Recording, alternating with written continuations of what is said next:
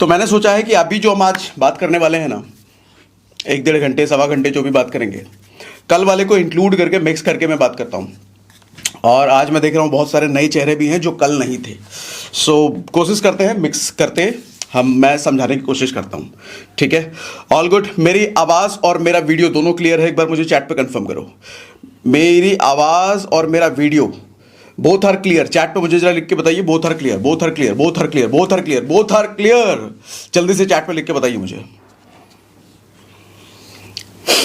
Wonderful, super, ठीक है, wonderful wonderful wonderful, जबरदस्त जबरदस्त, ठीक है, ठीक है।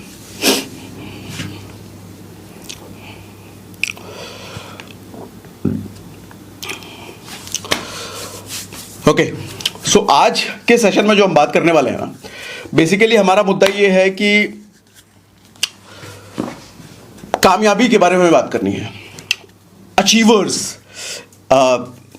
ये जो अचीवर्स होते हैं ये कौन से, किस धातु के बने होते हैं, क्या चीजें होती हैं इनके अंदर, ये हमारे सेशन का मुद्दा है, ये हमारे सेशन का टॉपिक है, ठीक है। और बेसिकली मैं 6 चीजें आपको बताऊंगा। कामयाब आदमी कौन 6 गुणों से भरपूर होता है। दुनिया में कोई भी कामयाब आदमी हो, चाहे आप धरती पर आए श्री कृष्ण की बात करो, या भगवान राम की बात करो, या धरती पर अब्दुल कलाम आजाद की बात करो, या मुकेश अंबानी की बात करो, ये 6 गुण आपको हर कामयाब आदमी में मिलेगा। और ये 6 गुण लाना ही पड़ेगा आपको कामयाब बनने के लिए, क्योंकि अगर 6 गुण नहीं हैं तो कामयाब बन नहीं सकते। और जितनी दुनिया में कहीं भी देख लो, ये 6 गुण आपको उनमें मिलेंगे। उसके बाद हम बात करेंगे, ये 6 गुण को डेवलप करने के लिए 6 बाधाएं भी हैं। ये 6 गुण को डेवलप करने के लिए 6 बाधाएं भी आएंगी। वो कौन सी 6 बाधाएं आपको रोकेंगी इन 6 गुणों को डेवलप करने से, हम वो भी बात करेंगे। और इन दोनों को जब हम ओवरकम कर लेंगे तो लास्ट में एक दरवाजा खुलता है बड़ा बेहतरीन सा, जिसके खुलने का इंतजार हम सभी को रहता है। उस दरवाजे को क्या कहते हैं वो भी माजे सीखेंगे, ठीक है। तो आपसे मेरी रिक्वेस्ट ये है कि नोटपैड और पेन लेकर के बैठो, क्योंकि आज मैं बहुत कुछ सिखाने वाला हूं, बहुत कुछ बात करने वाले हैं, इंटरेस्टिंग करने वाले हैं, और बहुत कुछ इधर अंदर हिलने वाला है, ठीक है। सबसे पहली चीज, पैसा। जिन 6 गुणों की बात हम कर रहे हैं ना, उनमें से एक गुण है पैसा। अब आप कहोगे पैसा गुण कैसे हो गया? हाँ जी, पैसा गुण है। पैसा अगर गुण नहीं होता तो दुनिया इसके पीछे पागल नहीं होती। पैसा सिर्फ आउटकम नहीं है, पैसा सिर्फ रिजल्ट नहीं है, पैसा एक गुण भी है। कैसे समझाता हूं आगे आपको। आज क्या हुआ, आज सुबह मैंने फेसबुक पर एक पोस्ट डाला, और उस पोस्ट में मैंने लिखा कि कुछ भी हो, दिवाली का एक्साइटमेंट एक अलग ही लेवल का होता है। और अब मेरी फोटो थी उसमें, तो उसमें बड़े अच्छे कमेंट्स आए लोगों के, बहुत हैप्पी दिवाली वगैरह वगैरह। लेकिन उनमें से एक कमेंट ऐसा मैंने देखा, एक किसी सज्जन का कमेंट था, वो कह रहे हैं कि सर दिवाली सिर्फ पैसे वालों के लिए है। तो उनकी बात को, उनके कमेंट को पढ़ करके मैं थोड़ा सा सोच में पड़ गया। दिवाली सिर्फ पैसे वालों के लिए है? तो मैं हालांकि रिप्लाई नहीं कर रहा, मैं इस तरह के कमेंट्स का रिप्लाई नहीं करता, मैं अच्छे कमेंट्स का रिप्लाई करता हूं। तो मैं सोच में पड़ गया कि यार दिवाली सिर्फ पैसे वालों के लिए है क्या? दुनिया में ऐसा कौन सा त्योहार है जो ना पैसे वालों के लिए, जो गरीबों के लिए, जिनके पास कुछ नहीं है उनके लिए है? दुनिया में ऐसा कौन सा त्योहार है? होली बिना पैसों के मना लोगे क्या? दिवाली छोड़ो, दशहरा बिना पैसों के मना लोगे? नया साल बिना पैसों को मना लोगे? ये कौन सा त्योहार? ईद मना लोगे, बकरीद मना लोगे बिना पैसों के? पैसा तो हर जगह चाहिए। बिना पैसा के सिर्फ एक ही चीज मनाया जा सकता है, बिना पैसा के सिर्फ एक ही चीज बनाया जा सकता है, दूसरा कुछ नहीं बनाया जा सकता। उसे कहते हैं शोक। मेरे साथ ये क्यों हो गया? शोक मनाने के लिए पैसा नहीं चाहिए, बाकी दुनिया में कोई भी त्योहार मनाने के लिए तो पैसा चाहिए। तो पैसा इसलिए गुण है भैया, ये चाहिए आगे बढ़ने के लिए। और वैसे भी दिवाली का समय है ये, पैसा का मतलब लक्ष्मी, और दिवाली में हम माँ लक्ष्मी की आराधना करते हैं, माँ लक्ष्मी को अपने घर पर बुलाते हैं। देखो, मैं आपको साइंटिफिक तरीके से ना, लॉजिकल तरीके से बताने की कोशिश करता हूं कि हम जो लक्ष्मी की आराधना करते हैं उसका रियल लाइफ में हमारे प्रैक्टिकली, लॉजिकली क्या इंपॉर्टेंस है, और हमें वो चीज करनी चाहिए अपने लाइफ को और बेहतर बनाने के लिए। थोड़ा सा मैं कॉन्सेप्ट आपको सब पहले समझाता हूं। देखो, मिडिल क्लास की एक सबसे बड़ी समस्या होती है, मालूम क्या? मिडिल क्लास की सबसे बड़ी समस्या है उसकी इज्जत। अब आप कहोगे इज्जत कैसे समस्या है? हाँ जी, इज्जत ही सबसे बड़ी समस्या है।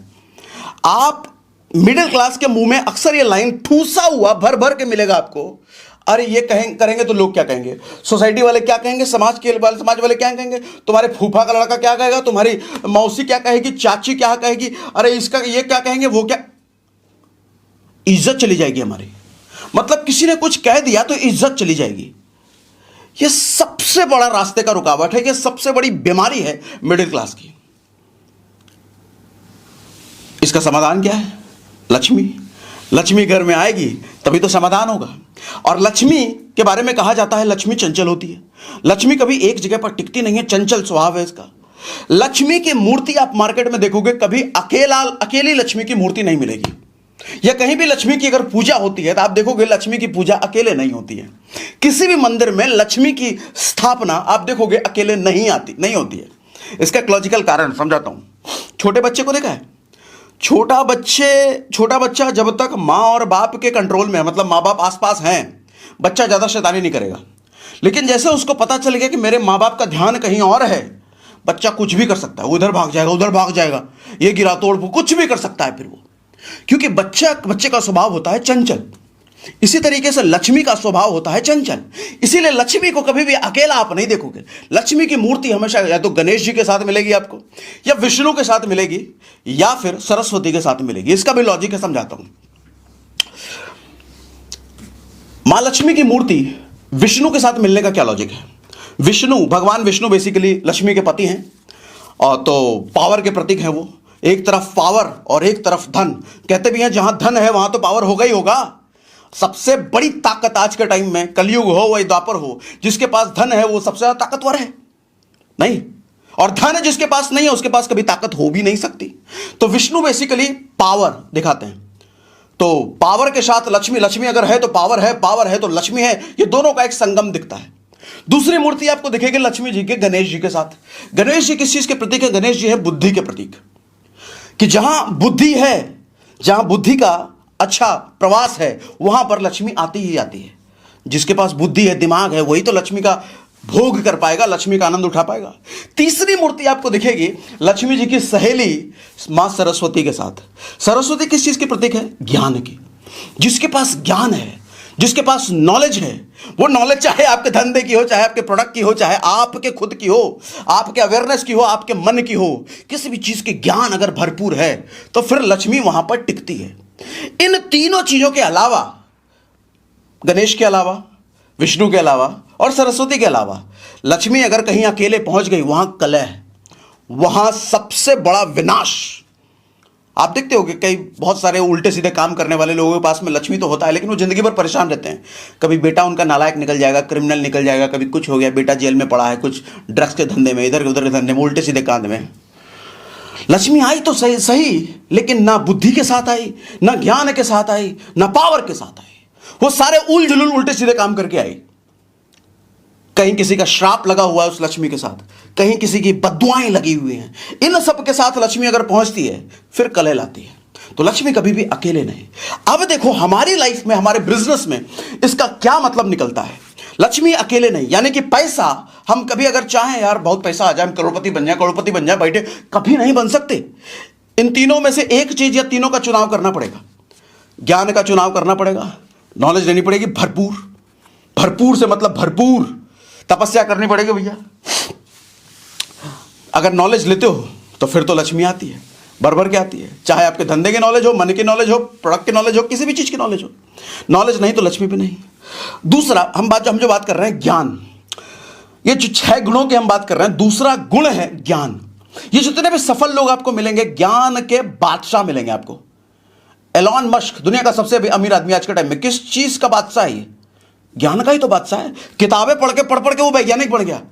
ओ भाई साहब, और ऐसी चीजें करता है, ऐसी अलग चीजें, गाड़ी भी बनाता है तो अलग ही टाइप का, मोबाइल फोन लेकर के आ रहा है वो अलग ही टाइप का लेकर। क्यों, कैसे ला पा रहा है वो? ज्ञान की वजह से। आज जो आपको 20-21 साल के बिलियनियर्स आपको मिलते हैं, वो किस की वजह से? 21वीं सदी में किस चीज की जरूरत है बिलियनियर बनने के लिए? मुझे आप बताओ ना। पहले के टाइम में होता था जिसके पास बहुत जमीन है वो बिलियनियर बनता था, जिसके पास बड़े बड़े कारखाना है वो बिलियनियर बनता था। आज के टाइम पे वो क्वालिफिकेशन नहीं है। जिसके पास पहले से कारखाना है ना, ज्ञान नहीं है, वो डुबा देता है कारखाने को। जिसके पास पहले से जमीन है ना, बुद्धि नहीं है, ज्ञान नहीं है, वो जमीन बेच करके फॉर्च्यूनर ले आता है और फिर बाद में पता चले फॉर्च्यूनर भी बेचना पड़ जाता है उसको। ज्ञान सर, ज्ञान सर्वोपरि है, नॉलेज सर्वोपरि है। और तीसरा गुण, हम पावर की जो बात कर रहे थे, जो भगवान विष्णु जिसके प्रतीक हैं, पावर का एग्जांपल मैं आपको समझाता हूं। एक बार क्या हुआ, समुद्र मंथन हो रहा था। समुद्र मंथन आपको पता होगा ना, समुद्र मंथन में अलग अलग चीजें निकलती थी। एक तरफ देवता, एक तरफ असुर खींच रहे हैं, मंथन कर रहे हैं, कभी कुछ निकल रहा है, कभी कुछ निकल रहा है, कभी कुछ निकल रहा है। इसी बीच प्रकट हो गई समुद्र मंथन में, समुद्र से निकली महालक्ष्मी वरमाला लेकर के, भैया शादी करनी है। तो महालक्ष्मी को देख करके देवता असुर दोनों पागल हो गए, दिमाग खराब हो गया, हम करेंगे शादी, हम करेंगे शादी, हम करेंगे शादी। महालक्ष्मी ने बोला दोनों चुपचाप बैठ जाओ, तुम्हारा अधिकार नहीं है मुझ पर कि तुम बोलोगे और मैं कर लूंगी, मैं डिसाइड करूंगी कि मुझे किससे शादी करना है। वही समुद्र में दूर कहीं एक आदमी दिखता है नाग पर लेटा हुआ। महालक्ष्मी सोचती है इसको पता है कि मैं निकली हूं, मैं प्रकट हुई हूं, ये मुझे भाव नहीं दे रहा, कौन है ये पता क्या, पता चला भगवान विष्णु है। अरे बाप रे बाप, शेष नाग के नीचे लेटा हुआ आदमी, गई जाके वरमाला डाल दी। मतलब क्या निकलता है, महालक्ष्मी कहां गई, किसके पास गई, सर पावर के पास गई, जिसके पास शक्ति थी। भीख मंगों के पास कभी लक्ष्मी नहीं आती। वो देवता असुर समुद्र मंथन में भीख मांग रहे थे, अरे हम शादी करेंगे, हम शादी करेंगे, हमारे पास लक्ष्मी आ जाए। आई क्या, आप भी चाहते हो पैसा आ जा रहे हैं, इस दिवाली बढ़िया से पूजा करेंगे, पैसा है। बढ़िया से पूजा करने से लक्ष्मी नहीं आती, बढ़िया से ज्ञान अर्जित करने से लक्ष्मी आती है। बढ़िया से, और जब ज्ञान हो जाता है तो बढ़िया से पावरफुल बनने के बाद लक्ष्मी आती है। बढ़िया से पूजा करने से लक्ष्मी नहीं आती। सिर्फ पूजा तो खोखलापन है, वो दिखावा है, आप दिखा रहे हो। देवता असुर जब मंथन कर रहे थे वहां भी पूजा पाठ करने बैठ गए, अरे महालक्ष्मी आओ आओ हमारे पास आ जाओ ना, बोले साइड हटो, निकल जाओ चुपचाप यहां से, तुम कमीनों आलसियों भिखारियों निकलो, तुम दोनों निकलो यहां से, साइड। वो जो दूर बैठा आदमी है शेषनाग पे जो ऐसे करके लेटा हुआ है, अरे वही चाहिए मुझे, वही चाहिए, वही चाहिए, लग रहा है इसमें कुछ दम है।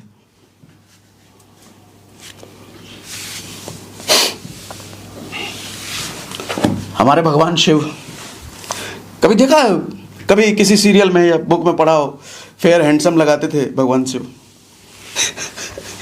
गोरा बनो, लड़कों की क्रीम है, लड़कियों की क्रीम फेयर लवली मत लगाओ। शाहरुख खान ऐड करता है, ऐसा ऐसा करके क्रीम लगाता है, कोट वोट पहन के चारों तरफ लड़की आ जाती है। अरे झूठ है वो। जो आदमी अपने लुक्स पर ज्यादा ध्यान देता है ना, निकम्मा है, कभी कुछ नहीं कर पाएगा, कभी कुछ नहीं कर पाएगा, कभी कुछ नहीं हो पाएगा उससे। किसी पावरफुल आदमी को देखो फेशियल कराते हुए, फेशियल करा रहा है क्योंकि अरे ये जो भोग विलास, या जो समझते हैं कि हम स्त्रियों को, लड़कियों को आकर्षित कर लेंगे सुंदर दिख करके, सर लड़कियां भी समझदार हैं। जिसके पास कोई टैलेंट नहीं है, पैसा नहीं है, जिसके पास अच्छी अच्छी चीजें नहीं है, लड़कियां भी नहीं जाती उसके पास। आप तैयार करो ना अपने आप को, खूब पैसा वाला बनाओ ना, धन ढंग से टीम बनाओ ना, 5-7 लाख रुपए महीने का कमाओ ना, लड़की वाले लाइन लगाए खड़े होंगे, अरे हमें चाहिए लड़का, हमें चाहिए, हमें चाहिए, एक लाइन से। आप बोलोगे शादी करना है ना हमारे बेटे से, आपके पापा कहेंगे हमारे बेटे शादी करना, लाइन लगा खड़ा हो, बाहर लाइन लगा खड़ा हो, तब हमारा बेटा देखने आएगा। और नहीं, कितना भी फेयर हैंडसम चोप लो, फेशियल करा लो, कोई नहीं आएगा देखने, कोई नहीं आएगा, कितना भी सुंदर दिख लो। पैसा बोलता है, पैसा पैसा पैसा, पैसे के बिना कोई त्योहार नहीं बनता जी, कोई त्योहार नहीं। वो भगवान शिव कभी गुच्ची का बेल्ट और जूता नहीं पहनते, कभी चश्मा, stylish hair, jeans, T shirt, coat, tie, कभी नहीं। ओ ऐसे लेटा रहता, धतूरा उतरा लेकर के, भांग ना भांग, नाग गले में, ऐसा चांद, इधर इधर से गंगा निकल रही, लुक्स का परवाह ही नहीं उसको। लेकिन फिर भी पत्नी पार्वती पूजा करती है, भाई साहब शिव हमारे पति। क्यों? क्योंकि वही भगवान शिव हैं जिन्होंने विश्वकर्मा को बुला करके अपने घर बोला था मेरी पत्नी के लिए घर बनाओ। बोले माल पानी का कुछ इंतजाम, बोले कुबेर से बात कर लेना। सुनो ये रुतबा हो, पत्नी कैसे नहीं पूजा करेगी? आप ज्यादातर लोग आप देखते हो कि मिडिल क्लास में शिकायत है, हमारी पत्नी तो हमारी बात ही नहीं सुनती, हमारे घर में हमारा बेटा ही बात नहीं सुनता, हमारे घर में हमारा तो कोई सुनता नहीं। कहां सुनेगा? तुम निकम्मे हो, तुम्हारे पास पैसे ही नहीं है। सच बता रहा हूं, बुरा लग रहा होगा मेरी बात, लेकिन अब पैसा नहीं तो कोई नहीं पूछेगा। क्यों पूछेगा? अपनी हार का परिचय दे रहे हो अगर आपके पास पैसा नहीं है। कलयुग है जन, कलयुग है यह, कलयुग कलयुग कलयुग। यहां ज्ञान से आता है पैसा और पैसे से आता है पावर, और जिसके पास पावर है उसकी इज्जत है। उसके साथ लोग सेल्फी के साथ खिंचाते हैं, उसको लोग दुआ सलाम करते हैं। रिक्शे वाले को कभी कोई सलाम नहीं करता, कभी टेम्पो वाले को, कभी कोई राह चलते मजदूर को कोई सलाम नहीं करता। इंसान तो वो भी है, इंसान तो आप हम भी हैं, इंसान मुकेश अंबानी भी है, इंसान शाहरुख खान भी है। फर्क क्या है जी? शाहरुख खान कहीं रोड पर मिल जाए, भीड़ लग जाएगी सेल्फी लेने के लिए। आप जाओ रोड पर, बुरा मत मानना मेरी बात को, लेकिन ये सच तो है, होगा ही कहीं ना कहीं। चौकीदार भी आपको भाव ना दे, चौकीदार भी बोलेगा साइड से चलो, इधर से कहां साइड, उधर, उधर से रास्ता, उधर से आओ। भाई साहब ये इज्जत है। मैं आपको झंझोलना चाह रहा हूं, अंदर से झंझोलना चाह रहा हूं। पैसा चाहिए, पैसा नहीं है, इज्जत नहीं है। वो जो कमेंट आया था ना, बिल्कुल सही आया था, बस उन्होंने एक चीज गलत बोली कि पैसे वालों के लिए दिवाली है। मैं करेक्ट करता हूं सर, पैसे वालों के लिए सिर्फ दिवाली नहीं है, पैसे वालों के लिए हर एक त्योहार है। जिसके पास पैसा नहीं है उसके लिए कुछ नहीं है, कुछ नहीं है। ये जो लोग ज्ञान देते हैं ना बैठ करके कुर्सी पे, संतोषम परम सुखम, पैसे के पीछे मत भागो, शांति के पीछे भागो, सर उनके पास भी बहुत पैसा है, इसीलिए आप उनकी बात सुनते हो। उनके पास पैसा नहीं होता तो आप उनकी बात भी नहीं सुनते। रास्ते पर कोई ठेले पर बैठ करके मजदूर आपको ज्ञान देने लग जाए, अरे पैसे के पीछे मत भागो, संतोष करो, शांति करो, सुनोगे उसकी बात क्या? कभी नहीं सुनोगे, आप कभी नहीं सुनोगे। सर पैसा है, पैसा पैसा बोलता है, और पैसे के पीछे ज्ञान है। अगर आपने मां लक्ष्मी की भाषा में बोलूं तो मां लक्ष्मी या तो श्री गणेश के साथ मिलेगी, यानी कि बुद्धि जिसके पास है। मां लक्ष्मी या तो विष्णु के साथ मिलेगी, यानी कि जिसके पास पावर है। मां लक्ष्मी या तो सरस्वती के साथ मिलेगी, जिसके पास ज्ञान है। और इन तीनों के अलावा मां लक्ष्मी आपको कहीं नहीं टकराने वाली। बैठ करके भजन कीर्तन करते रहो, हाँ लक्ष्मी आ जा आ जा आ जा आ जा आ जा। लक्ष्मी जी आएंगे, एक तमाचा मार के निकल जाएगा, भाई पैसा चाहिए, बट कुछ है तुम्हारे पास, क्यों आऊं मैं? बेवकूफ कहीं का। मेरी बात से अग्री करते हो? चैट पे मुझे जल्दी लिख के बताओ, चैट पे जल्दी मुझे लिख के बताओ। मेरी बात से अग्री कर रहे हो तो अग्री अग्री अग्री चैट पे जल्दी लिख के बताओ, चैट पे जल्दी लिख के बताओ, अग्री अग्री लिख के बताओ।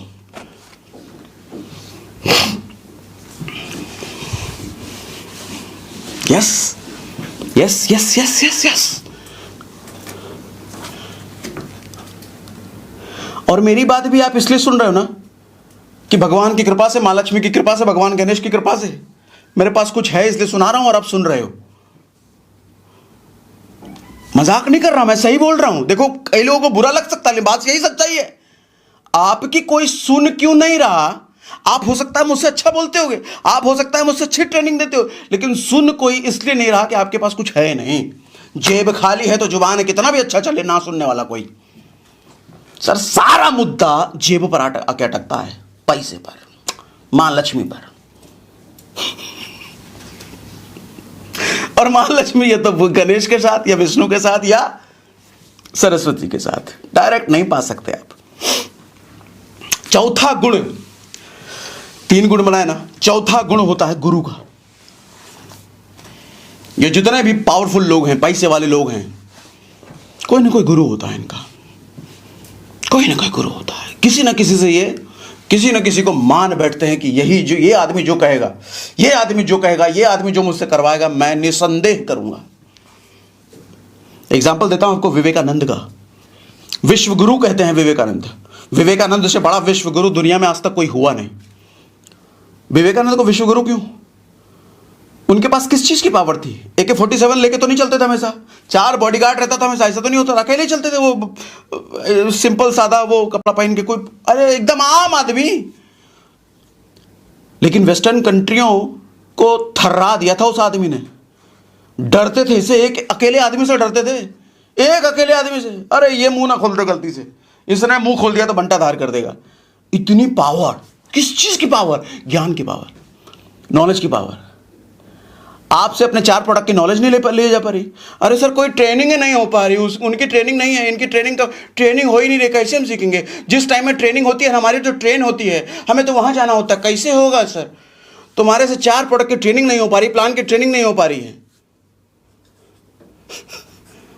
वो आदमी ज्ञान का बादशाह बनकर दुनिया जीतने पे निकल पड़ा था, दुनिया डरती थी उससे, और चाहते को पैसा बन जाए, 5-7 लाख रुपए महीना, 10 लाख रुपए महीना आ जाए, बट चवन्नी ना आए, चवन्नी ना आए। और गुरु के ऐसे भक्त थे विवेकानंद, रामकृष्ण परमहंस उनके गुरु, खून की उल्टियां किया करते थे। जब एक बार खून की उल्टी ऐसे ही कर रहे थे तो आसपास दूसरे जो उनके स्टूडेंट थे नाक मुंह सिकोड़ रहे थे, बदबू आ रहा है, खून की उल्टी, बदबू, गंदगी, समझ रहे हो, नाक मुंह सिकोड़ रहे दूसरे स्टूडेंट। ये देख करके विवेकानंद को आया गुस्सा, मेरे गुरु की खून की उल्टी देख करके नाक मुंह सिकोड़ रहे हैं। गए जाकर के जिस परात में उल्टी कर रहे थे उस परात को उठा करके पी लिया। ये गुरु भक्ति। और आज के टाइम में अगर भैया गुरु जिसको मान के बैठे हो, अपलाइन ने 2 लाइन कड़वा अगर बोल दिया है, अपलाइन के पास शिकायत चली गई या किसी दूसरे अपलाइन के पास शिकायत चली गई, उनको हमने फोन किया था ना, हमें डांट दिया, अब हम क्या करें, सुसाइड कर लो, यही ऑप्शन है, गंगा जी में डूब मरो। गुरु गुरु बोलते हो और यही इज्जत है। एक बार डांट दिया तो मुंह फैला कर बैठ गए, नहीं हम काम ही छोड़ देंगे, अब हम दूसरी टीम में जा रहे हैं, अब हम दूसरे कंपनी में जा रहे हैं। कहीं भी चले जाओ तुम्हारा बंटाधारी होना किस्मत में लिखा है, क्योंकि एटीट्यूड ऐसा है ना। गुरु की इज्जत नहीं करनी आती, गुरु की एक बात नहीं सुनने, जिसको बर्दाश्त करने की हिम्मत नहीं है, वो क्या ही कर लेगा आदमी, क्या ही कर लेगा वो। गुरु पूर्णिमा पर सिर्फ फेसबुक पे पोस्ट डालोगे, गुरु पूर्णिमा की शुभकामनाएं, मेरे गुरु, फोटो अपना गुरु के साथ सेल्फी लिया, वो फोटो डाल के देने से होता है। गुरु की इज्जत यहां से होती है। गुरु की इज्जत निस्वार्थ होता है। गुरु से आप सिर्फ एक ही अपेक्षा कर सकते हो, दूसरा कोई अपेक्षा नहीं। गुरु से आप सिर्फ ज्ञान की अपेक्षा कर सकते हो। अब उसके साथ गुरु की डांट आती है, गुरु की फटकार आती है, गुरु का मार आता है, सब सहना पड़ेगा, सब सहना पड़ेगा। भीमराव अंबेडकर के बारे में जानते हो कि नहीं? क्लास से बाहर निकाल देते थे उनको। छोटी जाति के थे, बेइज्जत इतना, कहां बेइज्जती नहीं सीखी सही उस आदमी ने, कहां बेइज्जती नहीं सीखी। स्कूल में, कॉलेज में, हर जगह पता चलता था ये छोटी जाति के, बाहर निकले, बाहर बैठ करके कान लगा के सुनता था अंदर क्या पढ़ाई चल रही है। ऐसे पढ़ पढ़ करके भैया सब संविधान लिख दिया। और यहां अगर कोई कहे कि ट्रेनिंग में लेट क्यों आए, चलो बाहर निकलो, मेरे अपलाइन ने मुझे ऐसा कैसे बोल दिया, कंपनी छोड़ दूंगा मैं, टीम ही छोड़ दूंगा मैं, ऐसा कैसे बोलती है, तमीज है कि नहीं।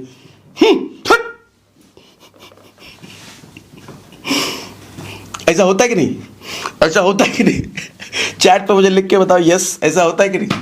अच्छा, कितने लोगों ने ऐसे लोगों को देखा है, या आप खुद ऐसे लोग रहे होगे, तो मुझे जरा चैट पे यस लिख के बताओ, यस, बस ये लिख के बताओ, यस, यस में मैं समझ जाऊंगा आपकी भावना। यस लिख के बताओ मुझे जरा, यस जरा मुझे लिख के बताओ।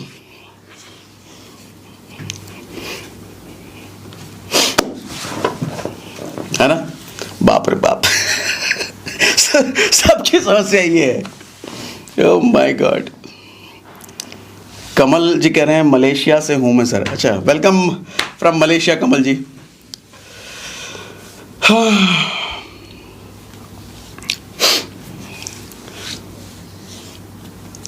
महाभारत में जब अर्जुन को समझा रहे थे ना भगवान श्री कृष्ण कि भाई ये सब करना है, ऐसे ऐसे करना है, अर्जुन तो फैले पड़े थे, अरे भी तो मेरे अपने हैं, मैं मार कैसे दूं इनको। समझा रहे हैं, मान ही नहीं रहा, समझा रहे हैं, मान ही नहीं रहा। गीता के श्लोक पे श्लोक चल रहा है, श्लोक पे श्लोक चल रहा है, लास्ट में फिर भी फैल जा रहे हैं, नहीं हमसे नहीं होगा। कृष्ण ने बोले तुम ऐसे नहीं मानोगे, निकाले सुदर्शन चक्र अपना विकराल रूप, आज मैं ही खत्म कर देता हूं, तुम्हारे बस का कुछ नहीं है, मैं ही पूरा युद्ध खत्म कर देता हूं, सबको एक ही चक्र में खत्म कर देता हूं। गरमा गए अर्जुन पर, सुना दिया अर्जुन को, भरपूर सुना दिया। तो अर्जुन बोले भैया बस रुको रुको, मैं समझ गया, मैं करता हूं, मुझे करने दो, शांत शांत। तब शांत हुए।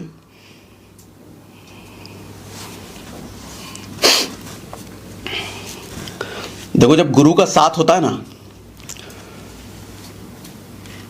सबसे ज्यादा पावरफुल आदमी होता है जिस आदमी के ऊपर गुरु की ब्लेसिंग है। लोगों को लगता है अरे गुरु का मतलब हमें टीम ज्वाइनिंग आनी चाहिए उधर से, गुरु का मतलब हमारे को सपोर्ट होना चाहिए, अरे गुरु का मतलब आते रहना चाहिए, तभी तो गुरु। ऐसा कैसा गुरु, ऐसा थोड़ी होता है गुरु। ब्लेसिंग है, ब्लेसिंग से कुछ नहीं होता।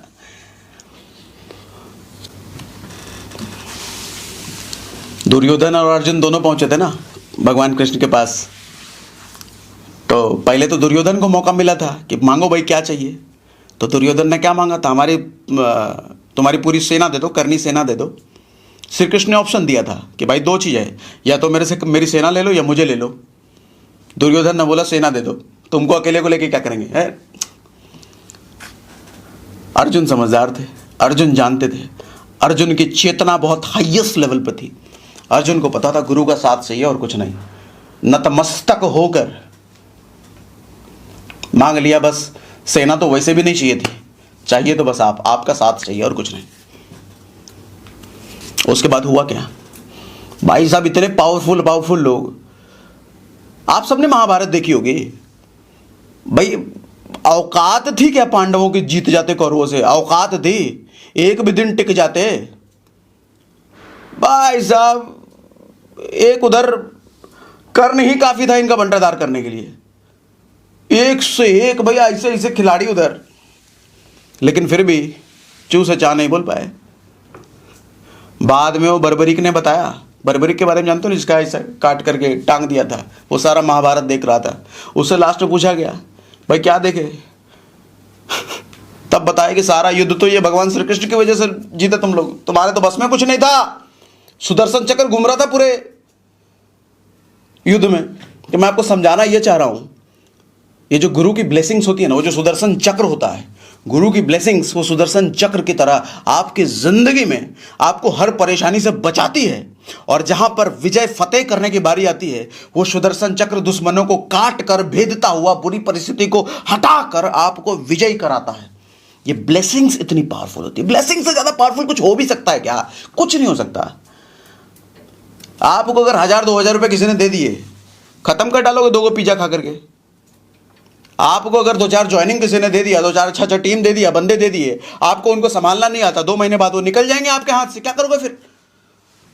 लेकिन अगर गुरु का साथ, गुरु की ब्लेसिंग, गुरु ने ज्ञान भर दिया आपके अंदर, अंदर से मजबूत कर दिया, फिर तो मजा आ रहा है। कोई जिंदगी में कोई खड़ा रह ले आपके सामने, उड़ा दोगे धुआं, रट।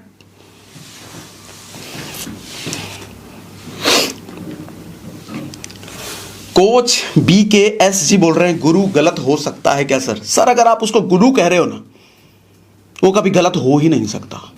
अगर वो गलत भी है तो आपको उसको सही मानना है। अगर आपने उनको गुरु मान लिया एक बार, आप शंका नहीं कर सकते।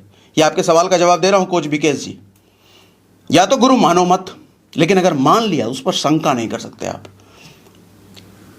सवाल पूछ सकते हो, अपने डाउट्स रख सकते हो। जैसे अर्जुन ने अपने डाउट्स रखे थे कि भैया ये तो मेरे अपने हैं, इनको कैसे मैं मार दूं? तब श्री कृष्ण ने उनको सिखाया था भैया ये कारण है, तुम अपने भाइयों से नहीं लड़ रहे हो, तुम अधर्म से लड़ रहे हो, तुम सत्ता के लिए नहीं लड़ रहे हो, सत्ता नहीं जीतोगे, तुम बेसिकली अधर्म को मात दिलाओगे, धर्म की जीत कराओगे। अपने डाउट्स रखने लाजमी है, लेकिन शंका नहीं कर सकते उसकी पावर पर, उसके ताकत पर। नहीं गुरु गलत, सही नहीं कह रहा, गलत कह रहा है, नहीं गुरु मैं बदल दूंगा। अगले महीने से मेरा गुरु चेंज, 1 तारीख से मैं नया गुरु अपने लिए ज्वाइन करा रहा है। वो गुरु बढ़िया है, बढ़िया कपड़ा पहनता है, फेशियल फेयर एंड हैंडसम भी लगाता है, बेल्ट वेल्ट बहुत बढ़िया है, गाड़ी बहुत, वही गुरु बन सकता है। निकम्मो, ऐसा नहीं होता है। देखो कड़वे शब्द मैं इस्तेमाल करता हूं, लेकिन जगाने के लिए करता हूं।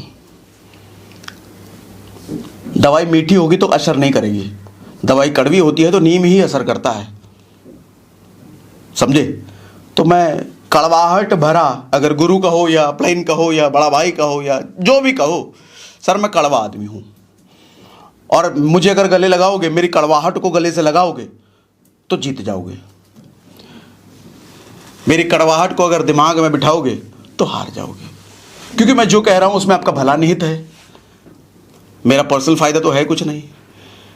मैंने आपको निकम्मा बोल करके बहुत सुख में चला गया, अरे 2-3 करोड़ रुपए आ गए, अरे निकम्मा बोला और 2-3 करोड़ रुपए आ गए, ऐसा तो है नहीं। ऐसे तो मैं दिन भर राह चलते सबको निकम्मा निकम्मा बोलता रहूं, अगर पैसा आता है तो ऐसा होने नहीं वाला, समझे ना?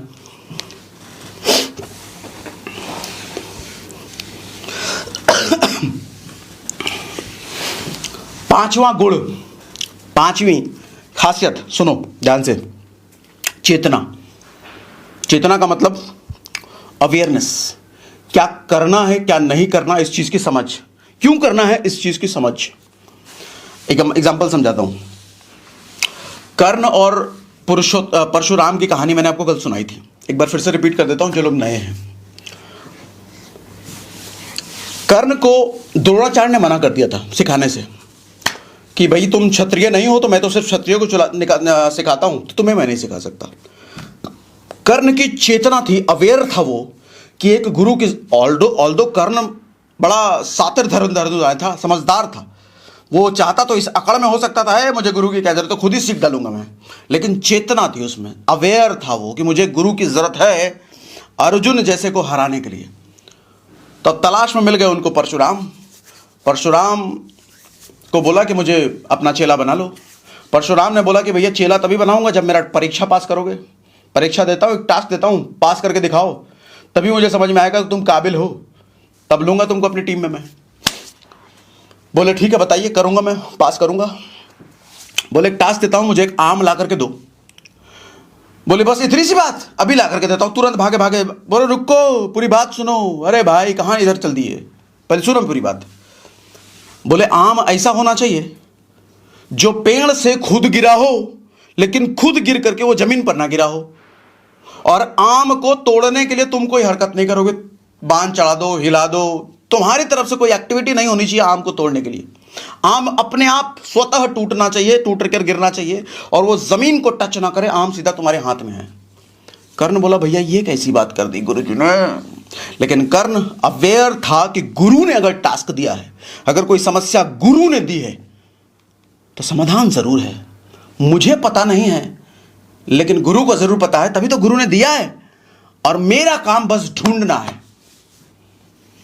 आज के टाइम में अगर भाई गुरु अगर कोई टास्क दे दे कि भाई तुमको इस महीने 50,000 की मैचिंग करनी है, अच्छा कई लोग ऐसे होते हैं नाराज ही हो जाते हैं, ऊपर अपलाइन को फोन बोलेंगे या उनसे नीचे अपलाइन को बोलेंगे, ए सर देखो कैसा आदमी है, 50,000 की बात कर रहा है, मेरा 10,000 का काम चल रहा है, अभी 50,000 की बात बोल रहा है, पागल हो गया हो तू, बताओ ऐसे ऐसे कोई बोलता है क्या है? अरे अगर उसने समस्या दी है, अगर उसने टारगेट दिया है, अगर उसने गोल दिया है, इसका मतलब तुम्हारे में काबिलियत दिख रहा है। वो समझ रहा है कि तुम्हारी औकात है इसको पूरा करने की, तुम्हारे में ताकत है इसको पूरा करने की, लेकिन तुम्हारा मनोबल छोटा है, जिसकी वजह से शायद तुम कर ना पाओ। इसलिए उसने टारगेट दिया ही करो, तुम कर सकते हो, तुम 1 लाख का काम कर सकते हो, तुम 50,000 का काम कर सकते हो, तुम 5 लाख का काम कर सकते हो। लेकिन ऐसा कैसे हो जाएगा, ये इतना नहीं होता है। अगले दिन फोन किया, गुरु ने फोन ही उठाना बंद, बोलेगा फिर वो 5 लाख के काम करने के लिए, मुझसे नहीं होगा। कर्ण ऐसा नहीं था, कर्ण अवेयर था। कर्ण ने बोला कि गुरु ने अगर समस्या दी है तो इसका समाधान जरूर है। निकल पड़ा बागीचे की तरफ, जहां बहुत सारे आम के बगीचे थे, गाछ था। देखा वहां पर कभी आम ढप से उधर गिर रहा है, कभी ढप से उस वाले गाछ से गिर रहा है, कभी उस वाले पेड़ से गिर रहा है, कभी उस वाले से, और जिधर गिरे कर्ण दौड़ा दौड़ा जाए लपकने के लिए, लपक ना पाए जब तक जमीन पे गिर जाए। फिर देखा उधर से गिर रहा है, उधर लपक दौड़ दौड़ जाए लपकने के लिए, जमीन पे गिर जाए। भैया सुबह से शाम हो गए, रात हो गए, नहीं उठा पाया एक भी आम वो अपने हाथ में। जो आम गिरे वो जमीन पे गिर जाए, और उसको गाछ हिलाना भी नहीं, अपनी ताकत भी लगानी भी नहीं है। शाम हो गया, बैठा वहीं पर सोच रहा था कि क्या करूं क्या करूं क्या करूं, समाधान है तो जरूर, ये पता है क्योंकि गुरु ने दिया है, समाधान ढूंढना है। उसने सोचा कि अब मैं इधर उधर भटकूंगा नहीं, इस पेड़ से उस पेड़, उस पेड़ से उस पेड़, उस पेड़ से उस पेड़ भटकूंगा नहीं। एक पेड़ को पकड़ करके एक पेड़ के नीचे खड़ा हो जाता हूं, और पूरा कान लगा करके ध्यान लगा के सुनता हूं, साउंड को पकड़ने की कोशिश करता हूं कि जो आम हिल रहा है उस आम को मैं पकड़ पाऊं, और एक ही पेड़ के नीचे रहूंगा, दूसरे पेड़ के नीचे मैं जाऊंगा नहीं। आम सभी पेड़ों में है, लेकिन मैं दूसरे पेड़ पर जाऊंगा नहीं, एक ही पेड़ पर रहूंगा। इसी तरीके से हमारी लाइफ में क्या होता है, हमारे को अपॉर्चुनिटीज बहुत सारी मिलती हैं, कभी इस कंपनी के द्वारा, कभी इस वाले प्लान के द्वारा, कभी ये वाला काम, कभी वो वाला काम। सर जो आदमी कभी थोड़ा ये ट्राई कर लूँ, थोड़ा ये ट्राई कर लूँ, ये ट्राई कर लूँ, वो थोड़ा ये ट्राई कर लूँ, जिंदगी उसके साथ ट्राई कर लेती है। भगवान कहता है ये बहुत चीज़ ट्राई कर रहा है, जरा इसको ट्राई करो, तो इसको ट्राई करके निकालो जरा। फिर मक्खी को चाय से जैसे बाहर निकालते हैं, वैसे ही आपको दुनिया से बाहर निकाल दिया जाता है। एक दिन कोई पूछता भी नहीं है, अरे कोई कौन वो जा रहा है, अरे था कोई मर गया। ऐसे लोग कहेंगे जब लाश गुजरेगी ना, जब डेड बॉडी गुजरेगी, तो आदमी ऐसे कहेगा था वो फलमा का बेटवा, उसके चचा जी थे, पापा लगते थे उसके, क्या करते थे पता नहीं, ऐसे ही कुछ करते थे, निकल गया। और वहीं जिस दिन मुकेश अंबानी मरेगा क्या होगा? अरे बाप रे बाप, मुकेश अंबानी दूर दूर से पहुंचेंगे कि डेड बॉडी के साथ कहीं एक सेल्फी मिल जाए। बाप रे बाप, मुकेश अंबानी मेरा है, कहीं कुछ जुगाड़ लग जाए, एक सेल्फी मिल जाए डेड बॉडी के साथ। पैरवी लगाते हैं लोग। और आपके साथ बगल से कोई गुजरे, बदबू आ रहा, निकलो।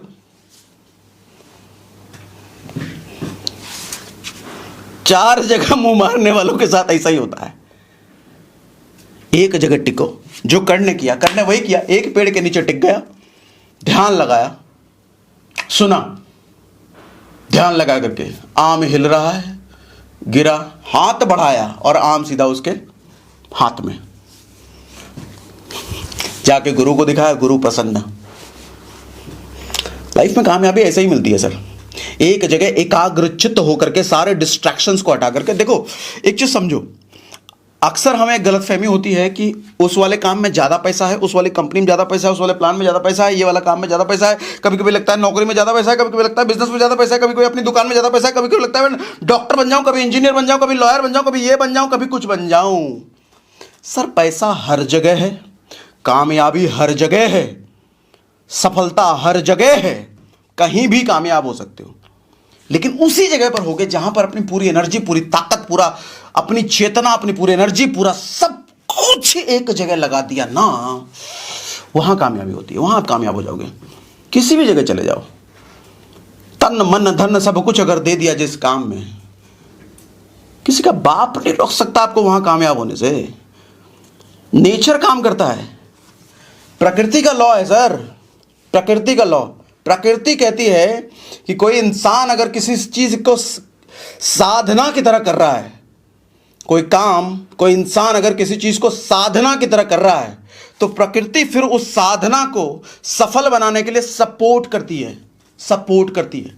लेकिन दिक्कत यह है कि हम साधना की तरह करते नहीं, हम ट्राई की तरह करते हैं। अरे जरा ट्राई कर लो, बहुत चालाक हो, तुम ही बहुत चालाक हो, जिसमें कामयाबी मिलेगी उसमें घुस जाएंगे। अरे ट्राई करने से थोड़ी कामयाबी मिलती है, तुम लगोगे तब कामयाबी मिलेगी। मेरी बात से अग्री करते हो? मुझे चैट पे लिख के बताओ अग्री, वापस से अग्री अग्री अग्री, जल्दी लिखो अग्री, जल्दी लिखो अग्री। आज ही मेरे किसी से बात हो रही थी, चैट पे मुझे भी लिखा है कि सर गुरु कभी गलत नहीं होता, आपकी बात बिल्कुल सही है। देखो गुरु तो वैसे कभी गलत होता ही नहीं है। और अपनी टीम में ना एक कल्चर फैलाओ, ध्यान से सुनो मेरी बात, अभी जो कहने जा रहा हूं, अपनी टीम में कल्चर फैलाओ कि अपलाइन इज ऑलवेज राइट। जैसे कहते हैं ना, boss is always right, upline is always right. कोई अगर कंप्लेन करे ना, आपकी डाउनलाइन आपसे कंप्लेन कर रही है, अरे सर मैंने उस अपलाइन को फोन किया था सर को, सर ने तो ऐसा बोल दिया, अब बताओ क्या करूं, तुरंत डांट दो उसको, अपलाइन ने बोला मतलब बिल्कुल सही बोला है। हम क्या करते हैं, कई बार गड़बड़ी क्या करते हैं, हम अपने आप को बड़ा दिखाएं, अच्छा तुमको डांट दिया है, रुको कोई बात नहीं मैं बात करता हूं, और तुम बहुत शेर, तुम बड़का शेर बन रहे हो। हमने जैसे ही बोला अपने डाउन लाइन को कि तुमको डांट दिया ना, कोई बात नहीं छोड़ो मैं बात करता हूं, अपने आप को जैसे ही आपने अपने अपलाइन से बड़ा दिखाया, सर सर्वनाश की शुरुआत हो चुकी है आपकी टीम की। जिस आदमी को आपने बोला ना रुको मैं बात करता हूं अपने अपलाइन से, तुमको डांट दिया क्या, कैसे डांट दिया, उसी टाइम आपने उसके सर्वनाश की शुरुआत कर दी। क्योंकि आप भी अपलाइन हो, कल को वो भी, आप जब उसकी डाउनलाइन को किसी पे डांटोगे, कल को वो भी ऐसे करेगा, अच्छा मैं बात करता हूं। सर एक कल्चर जरूरी है, upline is always right. Upline ने अगर तुमको डांटा है तो जरूर तुम्हारी कोई गलती होगी, अपलाइन ने कुछ सुनाया तो जरूर तुम्हारी, नहीं अपलाइन के लिए मैं कुछ नहीं सुन सकता है, अपलाइन मेरे अपलाइन की कोई बुराई नहीं करेगा तुरंत। सर कल्चर संस्कार होना जरूरी है।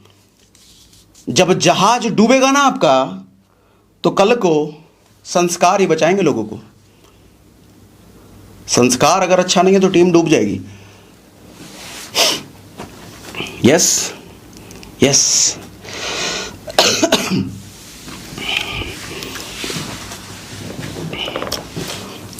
कर्ण बड़ा चेतना वाला आदमी था, बहुत बहुत बहुत समझदार आदमी।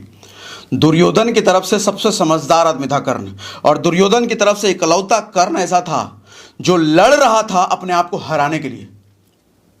हाँ शायद आपने कभी सुना नहीं हो, समझाता हूं आपको। कर्ण के पास वो था, क्या कहते हैं उसको, कवच, कवच कुंडल, जिसको कोई भेद नहीं सकता, उसके रहते हुए कर्ण को कोई मार नहीं सकता। तो भगवान श्री कृष्ण गुरु अर्जुन के, उन्होंने सोचा भैया इसका तो लेना पड़ेगा कवच कुंडल। तो माँ कुंती को तैयार किया, माँ कुंती को बताया कि ऐसे ऐसे है, तुम्हारा बेटा जरूर लगता है, लेकिन तुम्हारा वो बेटा के चक्कर में ये बेटा मारा जाएगा, अर्जुन मारा जाएगा। तो अब माँ कुंती को तैयार किया इमोशनल करने के लिए। माँ कुंती रोती धोती हुई गई कि तुम भी मेरे बेटे हो, वो भी मेरा बेटा है, मर जाएगा वो, ऐसा मत करो, अपना कवच कुंडल कर दो भैया, दे दो भैया। तो अब कर्ण को पता था सही तो यही है, धर्म की साइड यही है, और वचन भी दे रखा, और माँ मांग रही है तो कैसे मना कर दूं। काट करके कवच कुंडल दे दिया।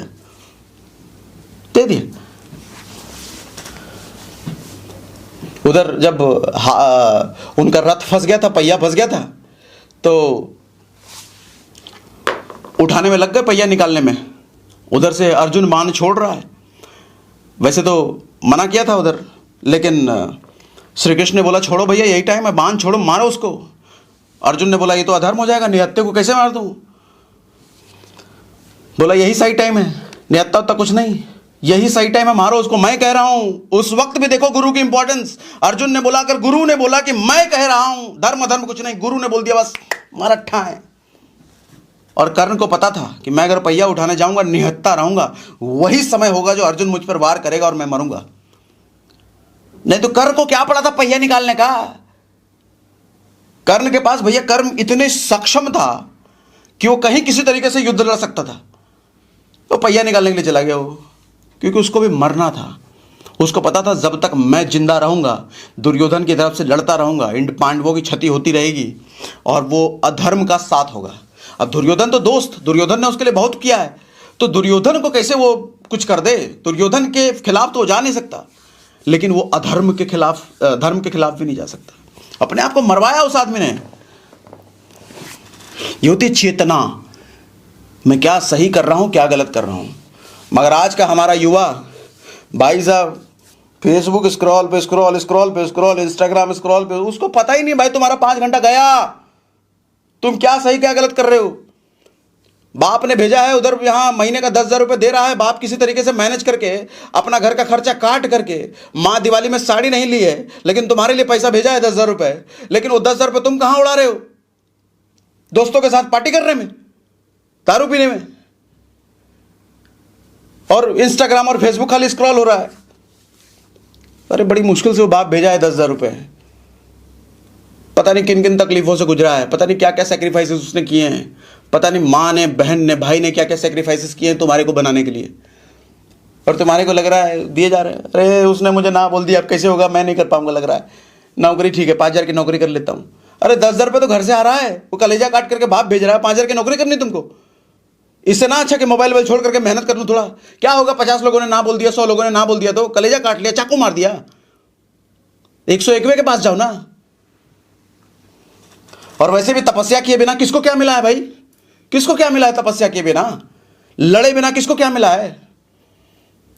एक बार क्या हुआ कि बजरंगबली अपने राम रावण वाला जो युद्ध था, रामायण जो बना था, तो रावण को तो मार दिया था। तो रावण को मारने के बाद भगवान शिव ने बोला कि भैया जरा हनुमान का परीक्षा लो, इसने बहुत बड़े बड़े कांड किए हैं, बहुत वीरता दिखाई है, कहीं ऐसा तो नहीं कि इसको आ गया है ताकत का वो गुरूर।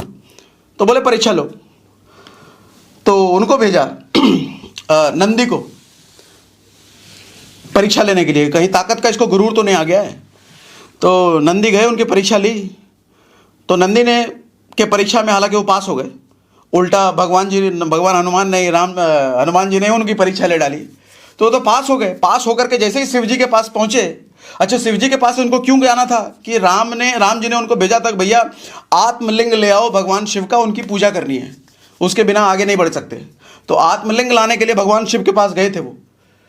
तो भगवान शिव के पास जैसे पहुंचे हनुमान जी, उनको बोला कि भैया राम जी के लिए मुझे आत्मलिंग दे दो अपना। तो भगवान शिव ने बोला भैया आत्मलिंग तो मैं ऐसे नहीं देता। ध्यान से सुनना मेरी बात को, मैं जो कह रहा हूं ध्यान सुनो। भगवान शिव ने कहा कि आत्मलिंग तो मैं ऐसे नहीं देता, रावण को दिया था मैंने, क्योंकि रावण ने सालों तपस्या करी थी। आत्मलिंग मैं उसी को देता हूं जो तपस्या करता है, जो तप करता है। यह भगवान शिव का स्टेटमेंट है। तप किए बिना तो मैं दूंगा नहीं। और आपको लगता है कि बिना तप किए 4 लोगों के पास जमा जाऊं, 4 लोगों की मेरी ज्वाइनिंग आ जाए, सेल आ जाए, मेरा काम हो जाए, उसी में हो जाए। अरे हनुमान जी तक को मना कर दिया भगवान शिव ने, तुमको कहां से दे देंगे भाई? कौन हो, कहां से आए हो? ऐसे मिल जाए सब बैठे बैठे। बहुत बड़ा चालाक। धरती के नियम से कोई नहीं बच सकता। ना राम बचे, ना कृष्ण, ना अब्दुल कलाम आजाद बचे, ना अंबानी बचा, कोई नहीं बच सकता। आप कहां से बच जाओगे? लड़े बिना, तपस्या के बिना। अच्छा, तपस्या का मतलब होता है तपस्या, तप। तप का मतलब होता है गर्मी, और गर्मी कष्टदायक होती है। चाहे वो गर्मी सूरज की रोशनी की गर्मी हो, चाहे वो गर्मी असफलता की गर्मी हो, बड़ी कष्टदायक होती है, और उसी को तपस्या कहते हैं। और तपस्या के बिना कुछ पाया नहीं जा सकता। ये तो धरती का नियम है, और आप तोड़ने चले हो। बिना तपस्या के मिल जाए मुझे, बिना लड़े मिल जाए, बिना टिके मिल जाए, बिना बार बार फेल हुए मिल जाए मुझे, कहां से मिल जाएगा? नहीं हो सकता ना, धरती का नियम है ये। पंकज कुमार जी कह रहे हैं, sir thank you very much, हम लकी है कि आपका ट्रेनिंग मिल रहा है। Thank you very much sir, आज जैसी ट्रेनिंग कहीं नहीं देखी। अरे thank you very much Subodh ji, thank you very much. बस देखो, ये मत सोचो कि आज जैसी ट्रेनिंग कहीं नहीं मिली, ये सोचो कि आज जो ट्रेनिंग मिल गई है उसकी वजह से मैं आज के आज अपनी जिंदगी में क्या बदल दूं। ट्रेनिंग बहुत बढ़िया मैंने दे दी, आपने बहुत बढ़िया सुन लिया, आपको सुनने में बहुत बढ़िया लगा, लेकिन रात को फिर वही फेसबुक स्क्रॉल और इंस्टाग्राम में स्क्रॉल करके सुत गए। मेरा भी टाइम खराब, आपका भी टाइम खराब। क्या मिला आपको? अरे कुछ करो तो सही, कुछ करो तो सही भैया। छठा गुण, ध्यान से सुनिए, छठा गुण है भ्रम रहित।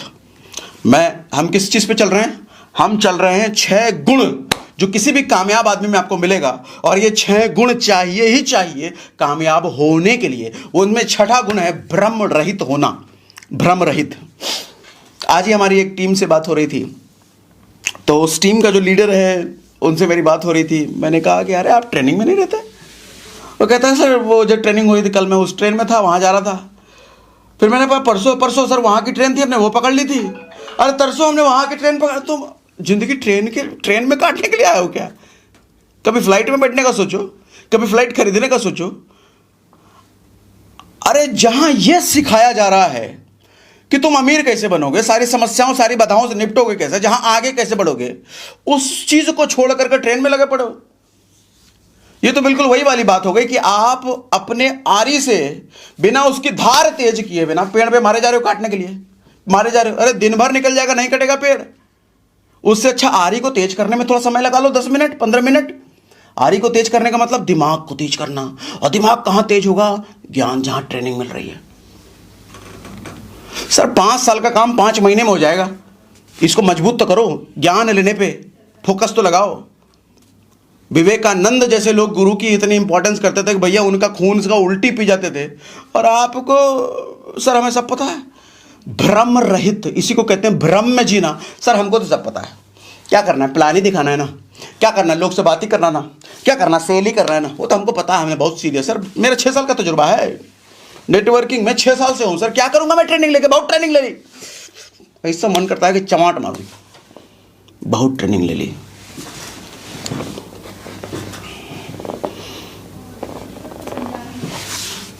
मुकेश अंबानी भी आज भी अगर कोई गुरु टकरा जाए ना, कोई संत टकरा जाए, मंदिर वंदिर जाते हैं तो आज भी भाई साहब वो हालत होती है। ये लोग आज भी सलाहकार रखते हैं अपने यहाँ पे, मालूम? मुकेश अंबानी ज्यादा दिमाग है आपके पास, ये बताओ? नहीं होगा ना।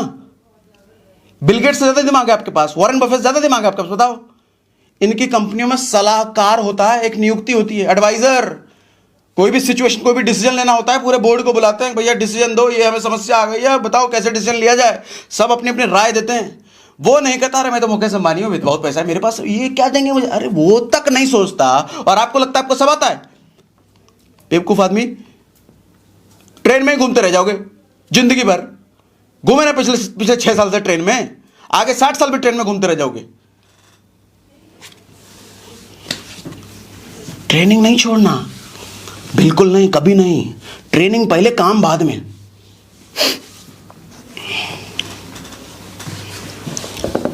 भ्रम रहित, सबसे बड़ा भ्रम है कि मुझे सब आता है, मुझे सब आता है। अरे महाबली हनुमान दुनिया में हनुमान से बड़ा कोई बलि हुआ आजकल, बलवान शक्तिशाली, उन तक को परीक्षा देनी पड़ी। भगवान शिव ने वो जो नंदी को भेजा था, परीक्षा लो भाई, कहीं इसमें घमंड तो नहीं आ गया, कहीं इसको ये तो नहीं लग रहा कि ये सबसे बड़ा पावरफुल आदमी है, यही इसको सब आ गया है। उस वक्त भी नंदी को उन्होंने कहा था कि नहीं, मैं तो बस सेवक हूं, श्री राम का सेवक हूं। परिचय देने के लिए बोला। श्री राम भगवान हनुमान जी का जब भी आप परिचय कहीं सुनोगे ना, उनका परिचय ये नहीं होता कि मैं ये हूं, इसको मार गिरा, इतनी ताकत, डिम डाम डुमना। मैं तो सेवक हूं, श्री राम का सेवक हूं। आदमी के बराबर का कोई टक्कर का नहीं पूरी दुनिया में। वो कहता अपना परिचय ऐसे ही देता, मैं तो सेवक हूं, मैं डिम डाम नहीं हूं। और भाई साहब, आपको लगता है कि हमको सब आता, हम तो ट्रेन में घूम घूम करके टीम बना लेंगे, काम कर लेंगे, सेल हो जाएगा, 2-3 करोड़पति बन जाएंगे। कभी नहीं बन पाओगे, जिंदगी में कभी नहीं बन पाओगे, कभी नहीं बन पाओगे। लिख के देता हूं इस टाइम पेपर, कभी नहीं बन पाओगे। जहां सीखना अनंत है, जब तक जिंदा हो सीखते रहोगे। जिस दिन ये आपको फीलिंग आ गई, जिस दिन इस भ्रम में आ गए कि मुझे सब आता है, उसी दिन मृत्यु की शुरुआत हो चुकी है, उसी दिन हार की शुरुआत हो चुकी है, उसी दिन सर्वनाश का पहला सीढ़ी का शुरुआत हो चुका है। जिस दिन मन में आया कि मुझे सब पता है। सही कह रहा हूं, मेरी बात से एग्री करते हो? चैट पे एक बार फिर से लिख के बताओ एग्री। चैट पे एक बार फिर से लिख के बताओ, चैट पे एक बार फिर से लिख के बताओ एग्री। यस, 6 गुण चाहिए सर, अमीर बनना है, कामयाब बनना है, ये 6 गुण चाहिए। अब ध्यान से सुनो, बताता हूं कि 6 बाधाएं क्या आएंगी आपको। 6 बाधाएं आज ही बता दूं या कल बता दूं? कल तो खैर दिवाली है। चलो 6 बाधाएं सुन लो। 6 बाधाएं, ये गुण तो हैं जो डेवलप करने हैं, लेकिन इस गुण को डेवलप कर में 6 बाधाएं क्या क्या आएंगी, जरा वो सुनो। पहली बाधा, फेलियर ऑफ कमिटमेंट। हम सब कमिटमेंट करते हैं, 1 तारीख से ये करेंगे, इस महीने ये कर डालेंगे, 50,000 की मैचिंग कर डालेंगे, बॉडी बना डालेंगे, ये कर डालेंगे, वहाँ 5 प्लान रोज करेंगे, इतनी सेल तो निकालनी है इस महीने, 15 तारीख तक ये काटूंगा, इतनी कंसिस्टेंसी होगी, इतना सेल होगा, इतना ये डिम डाम डुम, लेकिन फेल हो जाता है। बुरा इसमें नहीं है कमिटमेंट फेल होना। कमिटमेंट फेल सबके होते हैं, मेरे भी होते हैं, सबके होते हैं, कमिटमेंट फेल सबके होते हैं। लेकिन ये जो कामयाब होने वाले लोग होते हैं ना, पागल लोग, ये कमिटमेंट फेल होने पे अपने आप को सजा देते हैं, खुद को पनिश करते हैं, अपने आप को दंडित करते हैं। मैं करता था, मैं जब भयंकर स्ट्रगल वाले टाइम में, जब एक बिल्कुल नया शुरू किया था, जो टारगेट लेता था ना दिन का, ठंड का टाइम होता था, मैं उस वक्त लक्ष्मीनगर दिल्ली में रहता था, ललिता पार्क के पास। ठंड का समय होता था, रात 10 बजे तक मेरा टारगेट पूरा करना होता था। नहीं पूरा कर पाता था ना, 2 घंटे भूखे प्यासे ललिता पार्क में जैकेट वैकेट उतार करके, सिर्फ एक शर्ट पहन करके, टी शर्ट पहन करके बैठता था। ठिठुर रहा हूँ, ऐसा करे, ठिठुर रहा हूँ, लेकिन क्या है, बिना 12 बजे उठूंगा नहीं यहाँ से। ठिठुर, चाहे तबीयत खराब हो जाए, कुछ हो जाए, दंडित करना अपने आप को, ताकि कल जब मेरा कमिटमेंट पूरा ना होने की बारी आए ना, याद रहे कि 2 घंटे ठिठुरा था मैं, फिर ठिठुरना पड़ेगा। कभी नोट फाड़ दिया, 50 का नोट फाड़ दिया, 100 का नोट फाड़ दिया। अरे 100 का नोट बहुत वैल्यूबल था उस टाइम में, और आज भी है। फाड़ दिया, ये काम नहीं हो, फाड़ दिया। और अपने आप को बोलता था कल भी अगर नहीं कर पाया, कल फिर फाड़ना पड़ेगा तुझे, अपने आप को ही बोलता था। अब अपने अंदर डर बैठा, और फिर से फाड़ना पड़ेगा। नहीं, टारगेट तो पूरा करना ही है। जिस आदमी ने खुद को पनिश करना सीख लिया, खुद को दंडित करना सीख लिया, दुनिया में कभी उसको कोई दंडित नहीं कर सकता। दुनिया में कभी भी बुरी परिस्थिति उसके सामने नहीं आ सकती, जिस आदमी ने खुद को सजा देना सीख लिया। हिटलर का सिद्धांत है ये, मालूम? हिटलर कहता था जर्मनी को कभी कोई गुलाम नहीं बना सकता। क्यों? जर्मनी में उसने एक सिद्धांत, एक प्रिंसिपल, एक कल्चर डाल दिया था हिटलर ने। क्या कल्चर? कि जब भी कोई टारगेट पूरा ना कर पाओ, अपना टास्क पूरा ना कर पाओ, कमिटमेंट पूरा नहीं, पर अपने आप को खुद दंडित करो। Self punishment is the biggest punishment in the world. और जिस पनिशमेंट के बाद सबसे ज्यादा रिजल्ट आता है, self punishment is the most powerful punishment, most result oriented punishment in the world. कोई दूसरा आपको 4 झापड़ मारे ना, भूल जाओगे। कोई दूसरा आपसे 1000 का नोट छीन लेना, भूल जाओगे। लेकिन खुद जब वो 1000 का नोट जलाना पड़े ना, 2000 का नोट का जलाना पड़े ना, इतना दर्द होता है भाई, इतना दर्द होता है, अगले दिन हिम्मत नहीं होगा करने के लिए। और जब नहीं करना तो फिर काम पे लगोगे। वो कहता था भाई सेल्फ पनिशमेंट का ये जो कल्चर मैंने डाला है ना, इसकी वजह से जर्मनी को कभी कोई गुलाम नहीं बना सकता, कभी कोई गुलाम नहीं बना पाया उसको, ये सेल्फ पनिशमेंट के कल्चर की वजह से। और हिटलर, बाप रे बाप,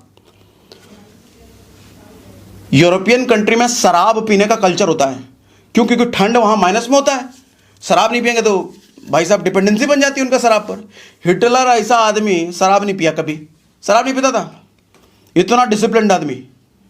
सुबह 4 बजे उठता था वो, 4 बजे के 3 बजे उठता था वो। जिस समाज, जिस सोसाइटी में रह रहा है, उस सोसाइटी का कल्चर तक उसको इन्फ्लुएंस ना कर पाए। सोचो किस तरह का मेंटेलिटी का आदमी है, माय गॉड। हमारे यहां अरे उसने भी नहीं कर पाया, वो भी ज्वाइन किया था, वो भी ज्वाइन किया था।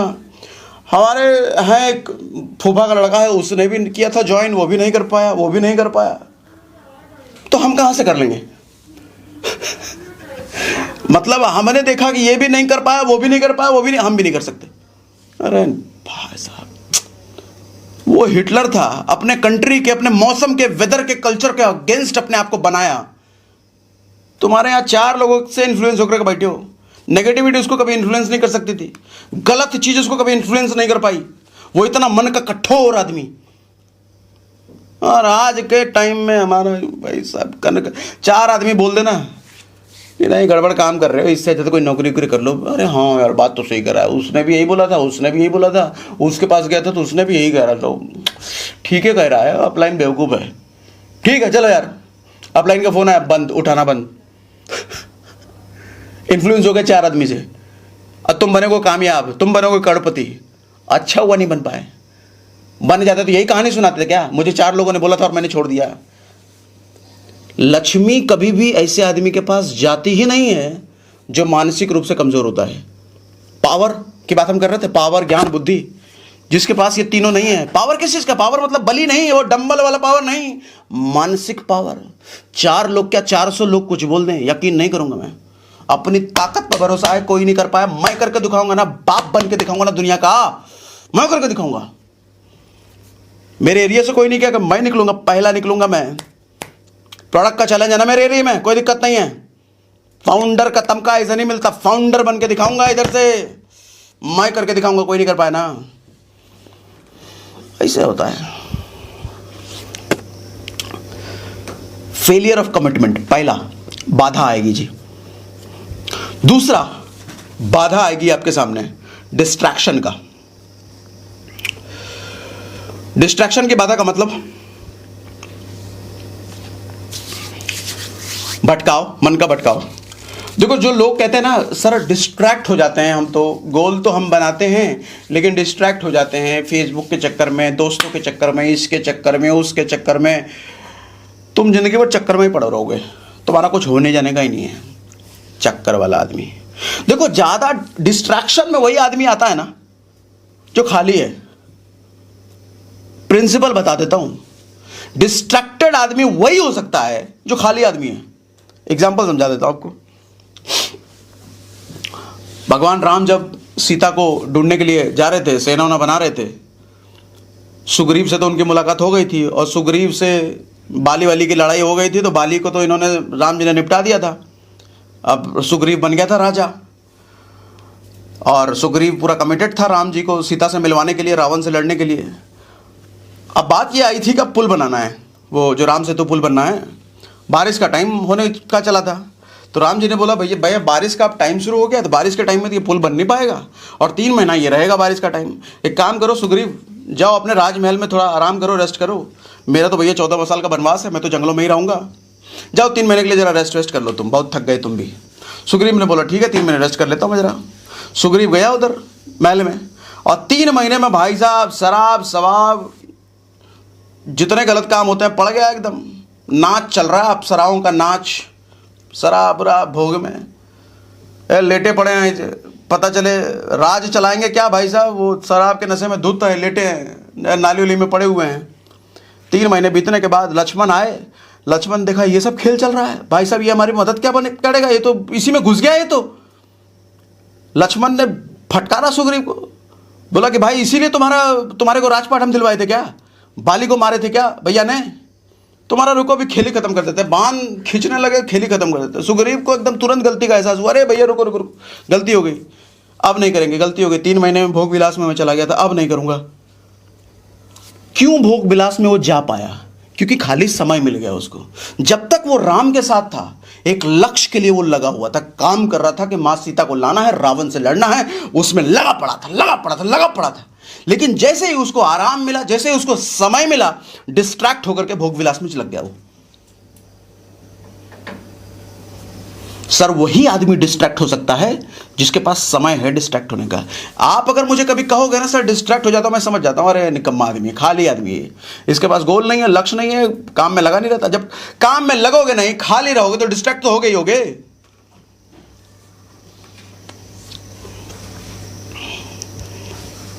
दिन भर निकलो ना, सुबह से निकलो, शाम को घर आओ, डिस्ट्रैक्ट होने का मौका ही मिलेगा? मौका ही नहीं मिलेगा।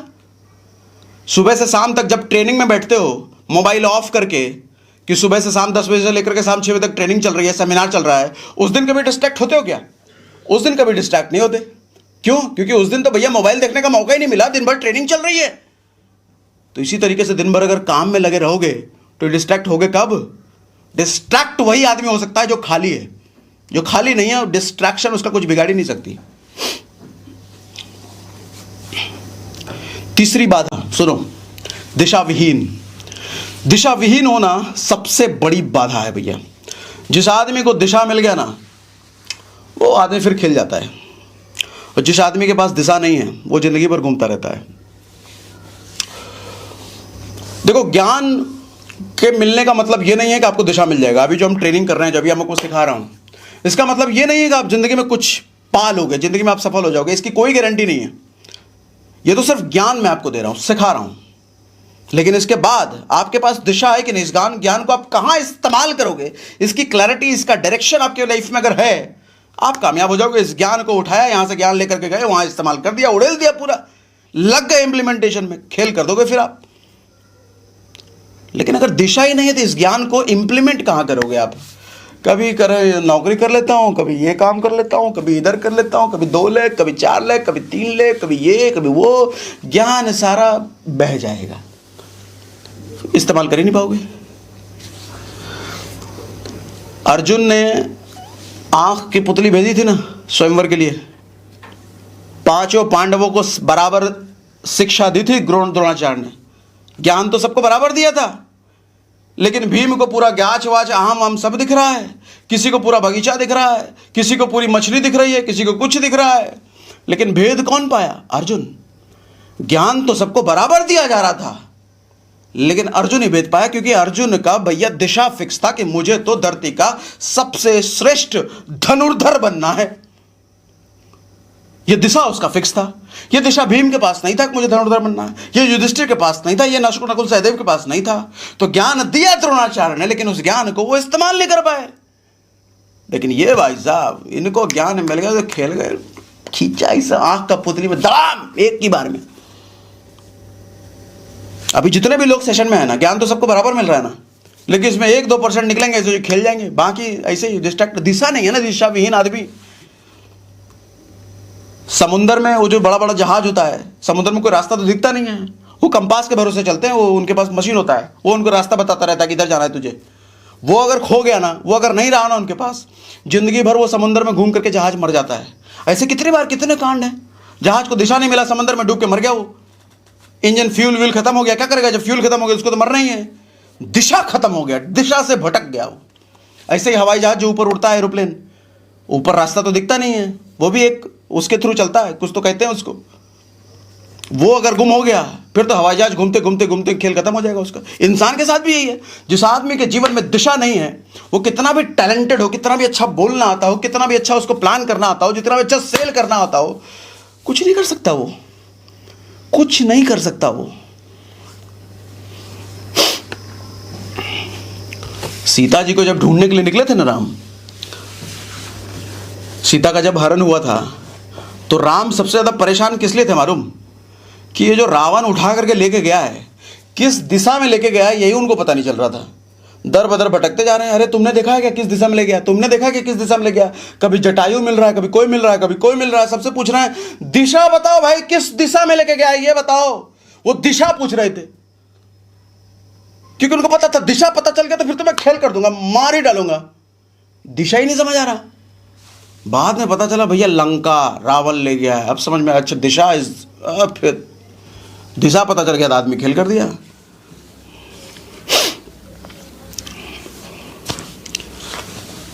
नेक्स्ट, सहन शक्ति, बाधा। एक और कमेंट आया है, कोच बीकेएस जी कह रहे हैं it's a great honour to be here in your programme sir, love and respect from Janakpur Dham Nepal. अरे वाह, नेपाल से हैं coach BKS ji, very nice, thank you very much, thank you very much. Next, बाधा सुनो ध्यान से, सहन शक्ति का ना होना। भगत सिंह को जब फांसी दिया जा रहा था ना, तो पूरा माहौल तो खराब था उस वक्त। इनको तो लग गया था कि भैया आतंक वतंक करेंगे ये लोग, भगत सिंह को तोड़ फाड़ करके लेके जाएंगे। तो उन्होंने डिसाइड कर दिया था कि एक दिन पहले इसको फांसी दे देते हैं। तो एक दिन पहले ही सुबह 4 बजे टाइम तय हुआ कि फांसी दिया जाएगा। तो इनसे जब पूछा गया भगत सिंह से, भैया तुम्हारी आखिरी इच्छा बताओ, तो भगत सिंह ने कहा कि किताब पढ़ रहा हूँ, 15 पेज बचे हुए हैं, ये 15 पेज पढ़ लेने दो। माय गॉड, समझो जरा, आदमी को फांसी दी जा रही है, मरने वाला है आदमी, उससे आखिरी विश पूछी जा रही, कह रहा है 15 पेज पढ़े बचे हुए, जरा 15 पेज पढ़ने दो। हमारा आज का युवा 22 साल 23 साल के लौंडे को मैं देखता हूं, भाई 5 बार फेल हो गए, 2 बार फेल हो गए, 10 लोगों ने मना कर दिया, 5 लोगों ने मना कर दिया, हमारी जिंदगी में कुछ हो ही नहीं सकता, मन तो कर रहा है सर सुसाइड कर ले। अरे भाई, वो आदमी मरने वाला है फिर भी पढ़ रहा है। तुम्हारे सामने तो पूरी जिंदगी पड़ी है, कुछ हुआ भी नहीं है, 4 लोगों ने ना बोला है, इसी में मन कर रहा है सुसाइड कर लें। तुमको तो कर ही लेना चाहिए सुसाइड, तुमको जीने का कोई हक ही नहीं है। इतना कमजोर मानसिकता वाला आदमी क्या करेगा जी करके। तुम तो बोझ ही हो अपने माँ बाप पर भी, माँ बाप ने गलती कर दी तुमको पैदा करके, इतना कमजोर मानसिकता। अरे वो लड़ पीड़ करके मरने जा रहा है, फिर भी उसका मनोबल देखो, घबराया नहीं है कि मुझे छोड़ दो, मुझे थोड़ा 2-3 घंटा और जीने दो, मुझे 2-3 महीने का और टाइम दे दो। हाँ, कुछ रहा है, फांसी देगा दे दो, जरा पढ़ने दो, किताब पढ़ रहा हूँ, 15 पेज और बचे, पढ़ लूँ, उसके बाद दे देना फांसी। आराम से चढ़ गए फांसी पर, क्या बिगड़ ले।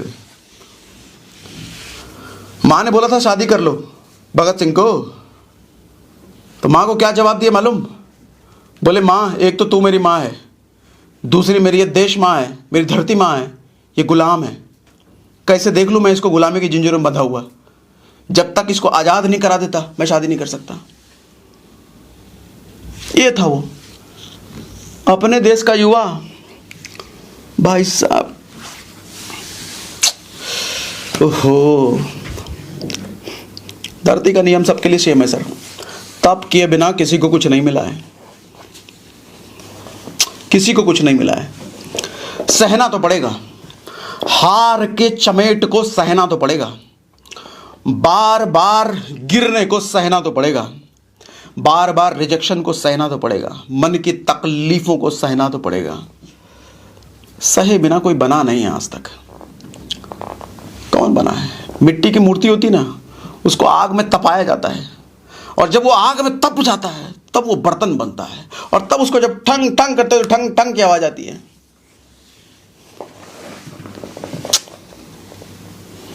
सूरज की तरह जलना चाहते हो, चमकना चाहते हो, लेकिन जलने के लिए तैयारी नहीं हो, कहां से करोगे? तपना तो पड़ेगा दोस्त, सहना तो पड़ेगा, बार बार सहना पड़ेगा। कंफर्ट, नेक्स्ट है कंफर्ट।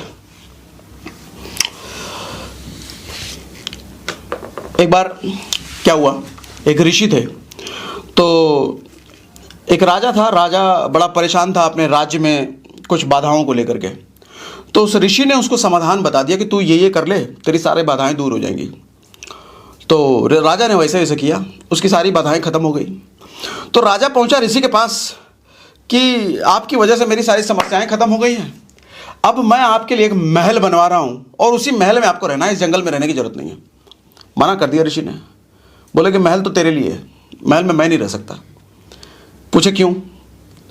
बोले महल में अगर मैं रहने लग गया तो मेरा शरीर कमज़ोर हो जाएगा, मुझे यानी कि ऋषियों का शरीर ऐसा होना चाहिए जो सर्दी गर्मी बरसात किसी भी मौसम को वो झेल पाए। शरीर इतना मजबूत होना चाहिए और मन इतना चट्टान की तरह होना चाहिए कि महल का लुभावना वातावरण हो या कोई भी चीज लुभावनी चीज हो उसको अट्रैक्ट ना कर पाए। भाई साहब, अपने शरीर को और मन को मजबूत करने के लिए वो जिंदगी भर जंगल में रहता है। नहीं चाहिए कंफर्ट।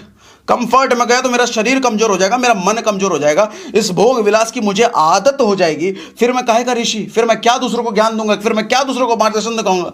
मैं अपने कर्तव्य से विमुख हो जाऊंगा। मना कर दिया, नहीं लिया, निकलो भाई, ये तुम्हारे लिए, मेरे लिए नहीं है। कंफर्ट हमारे यहां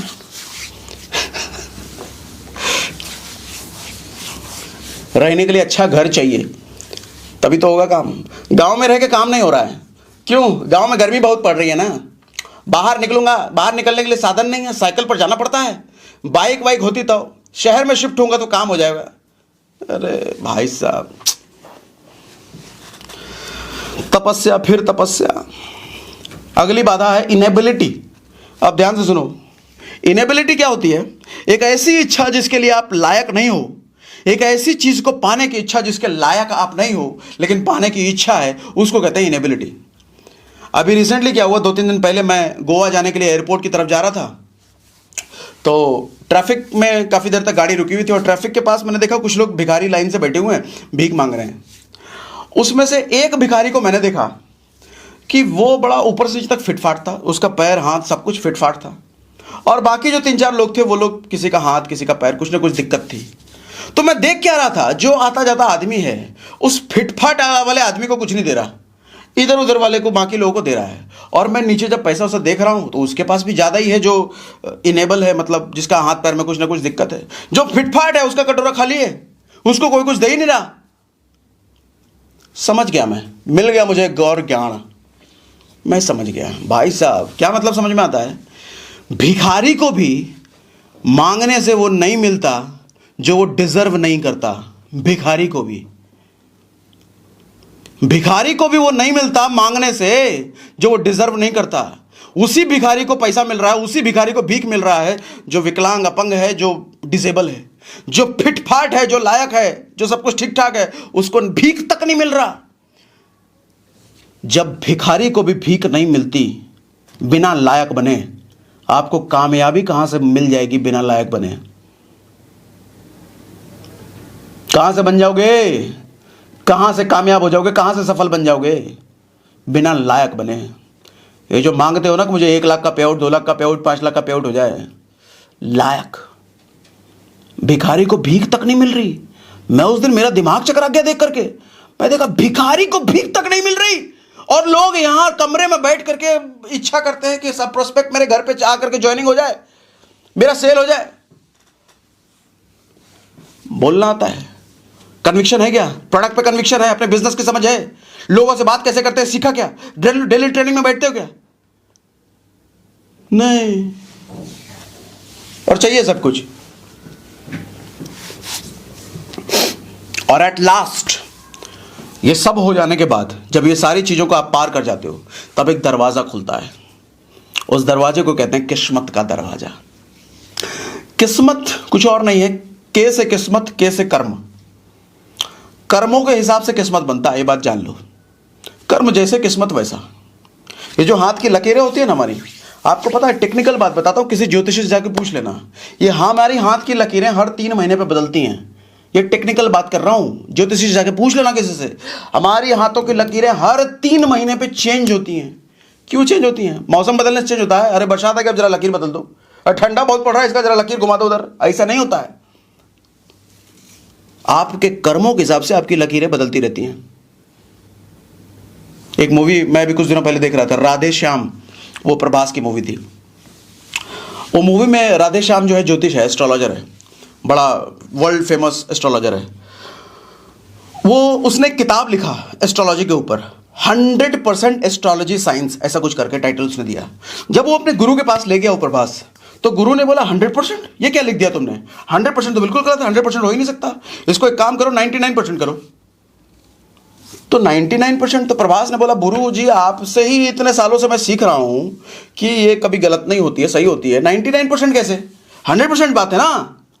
तो गुरु फिर समझाते हैं कि देखो ऐसा है भाई, दुनिया में ना 99% लोगों को जो हम बताते हैं वो उनके साथ होता है, क्योंकि हम उनकी रेखाओं के हिसाब से उनको बताते हैं और वही उनके साथ होता है।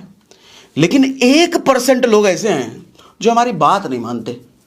हम उनको बताते हैं उनकी रेखाओं की वजह से कि तुम्हारे किस्मत में ये लिखा है, लेकिन वो हमारी मानते नहीं है और करते वही है जो उनको करना है। और यही लोग जो है ना दुनिया को चलाते हैं। ये दुनिया के जितने बाप लोग हैं ना, दुनिया के जितने मालिक बने बैठे हैं ना, जो दुनिया को चला रहे हैं, ये वही 1% हैं कि उनकी लकीरें उनकी मर्जी के हिसाब से बनी है। लकीरों के हिसाब से उनकी किस्मत नहीं है, उनके कर्मों के हिसाब से उनकी लकीरें हैं।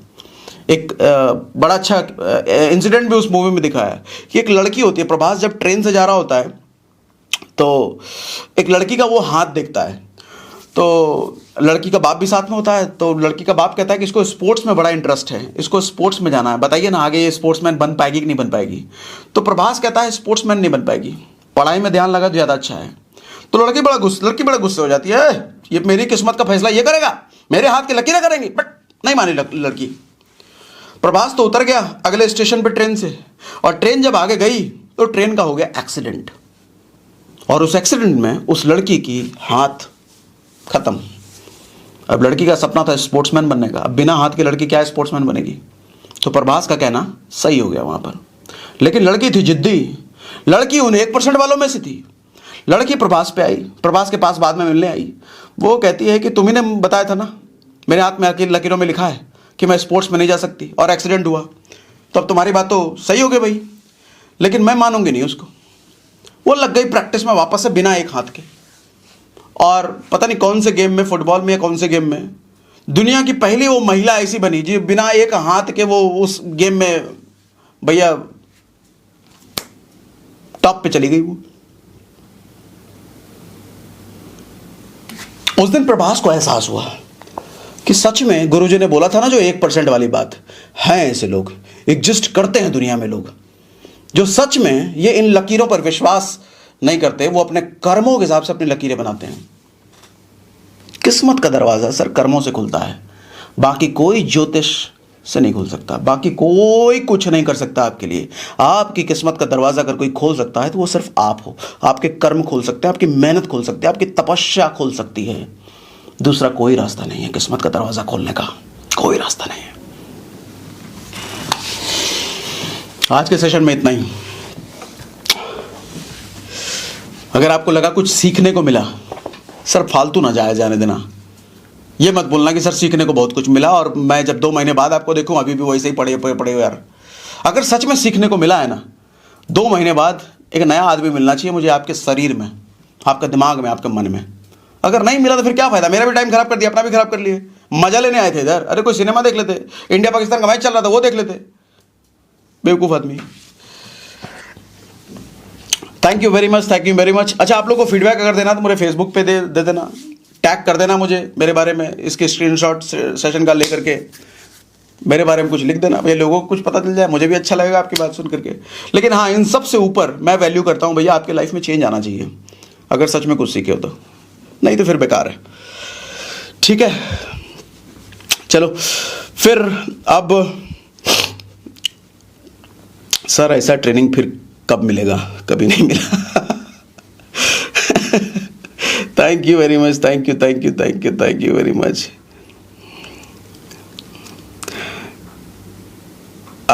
कोच बीकेएस जी कह रहे हैं I am committed that which I have learn today is going to apply from today onward. Wonderful, यही मैं चाहता हूँ सर, यही पर्पस है मेरा। विधि चौधरी जी कह रही हैं thank you very much for giving you pieces. Thank you very much Vidhi ji, thank you very much. चलो अब कल दिवाली है, दिवाली मनाइए, माँ लक्ष्मी की आराधना जरूर कीजिए, लेकिन ध्यान रखिएगा माँ लक्ष्मी ऐसे नहीं खुश होती। माँ लक्ष्मी अकेले कभी कहीं नहीं जाती, बहुत चंचल है वो। माँ लक्ष्मी या तो सरस्वती के साथ जाएगी मतलब ज्ञान के साथ, माँ लक्ष्मी या तो गणेश के साथ जाएगी मतलब बुद्धि के साथ, माँ लक्ष्मी या तो विष्णु के साथ जाएगी पावर के साथ, अकेले कहीं नहीं जाती वो। चलो good day, bye bye, thank you very much.